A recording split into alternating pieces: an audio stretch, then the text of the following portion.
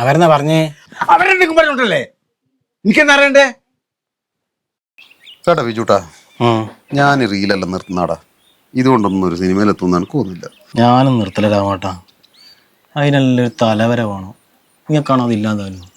എനിക്കുണ്ടാ കുറച്ചുണ്ട്. അത് ഞാൻ പോയിക്കോളൂ. അല്ലേട്ടന്മാരെ, നിങ്ങൾ ഈ പീടിയെന്ന് റീൽ പിടിച്ചിരുന്ന ഒരു കാര്യമൊന്നുമില്ല. സിനിമയെ കയറേണ്ടക്ക് എറണാകുളത്ത് സെറ്റിലാവണം കേട്ടാ. ഇവിടെ മട്ടൻ്റെ പിന്നെ സെറ്റിലാകാൻ പറ്റുന്നില്ല.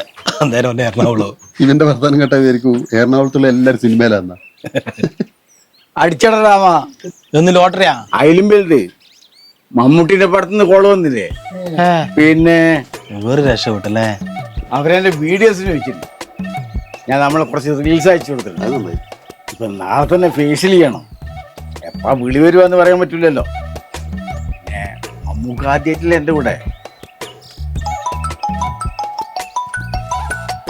എടാ അവരെ വിളിക്കുന്നു കേട്ടാ, ചിലപ്പോ ഡേറ്റ് പറയാനായിരിക്കും.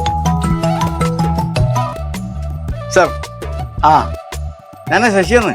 ആ കേക്കുന്നുണ്ട്. ആ ആ ആ ശരി. ചേട്ടാ ഒന്നുമില്ല. അവരെന്നാ പറഞ്ഞേ? അവരെന്തെങ്കിലും പറഞ്ഞോട്ടല്ലേ, എനിക്കെന്താ അറിയണ്ടേ? ഞാൻ അയച്ച റീൽസ് കണ്ടിട്ട് നിങ്ങളുടെ രണ്ടാളെ നമ്പറിനാ ചോദിച്ചത്. ഉമ്മൻചന്ദ്ര പോലത്തെ ഇനിയും വിളിച്ചിട്ട് എപ്പെങ്കിലും വരുന്നേ. അപ്പൊ നിങ്ങളോ? അത് അടുത്ത വർക്കിൽ നോക്കിയിട്ട് ചാൻസ് ഉണ്ടെങ്കിൽ വിളിക്കാന്ന് പറഞ്ഞു. നിങ്ങൾക്ക് പേഷ്യന്റെ പൈസ ലാഭമില്ല അപ്പൊ?